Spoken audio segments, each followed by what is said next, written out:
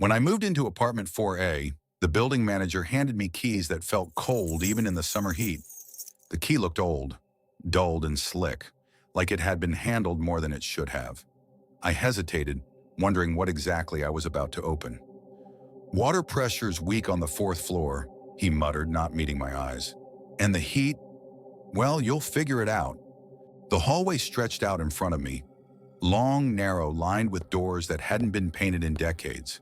Fluorescent lights flickered overhead, bathing everything in sickly yellow pulses.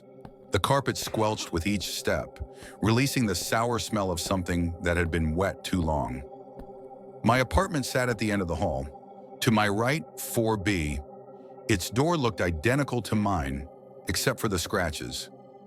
Long, desperate gouges carved into the wood around the deadbolt, as if someone had clawed at it from the inside.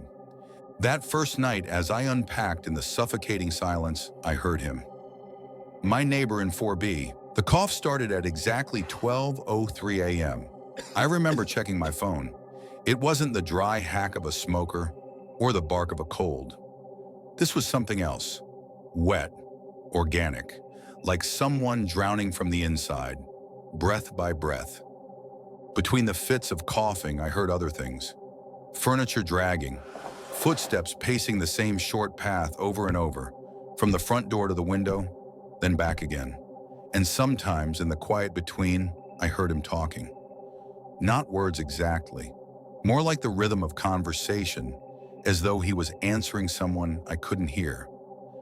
At first, I told myself it was comforting, proof that I wasn't alone in this tomb of a building where the other tenants shuffled past each other like ghosts. But comfort turned to dread as weeks crawled by. The coughing never changed, always beginning at 12:03, always lasting exactly 47 minutes. I began timing it. I noticed the patterns. 3 short coughs, pause. 3 long, pause. Again and again. It wasn't random. It was deliberate. I stopped sleeping. My body tensed minutes before midnight, skin crawling in anticipation. Some part of me knew what was coming. One night I snapped. I slammed my fist against the wall until my knuckles split. "Stop!" I screamed into the plaster. "Please, just stop!" The coughing ceased instantly. The silence that followed wasn't peaceful. It was heavy, hungry. Then, deliberate as a heartbeat, 3 sharp knocks answered from the other side. The next morning, I cornered Mrs. Reyes from 2A in the hallway. She'd lived here 15 years. She would know about 4B. When I asked, her face drained of color. "Don't talk about 4B, she whispered, hurrying for the door. "Not anymore." That afternoon, I found the manager in his basement office. His desk was buried in moldering files, the air thick with something sweet and rotten. His hands shook as he pulled a record. 4B? His laugh cracked like breaking glass. Nobody's lived in 4B since '87. He showed me the last lease, stained with water, ink bleeding into the page. Tenant, Marcus Webb. Cause for termination, death by natural causes. But the words natural causes had been crossed out in red ink. Above it, in jagged handwriting, undetermined. That night I pressed my ear to the wall. 12:03 came and went. No coughing. I lay awake, trembling in relief. But at 2:47 a.m., I heard it. Breathing. Not the ragged wheeze I had grown used to, but slow, deliberate inhalations. Close. Too close. Not muffled through drywall. Clear, immediate. The breathing wasn't coming from 4B. It was in my bedroom. I held still, afraid even my heartbeat might give me away.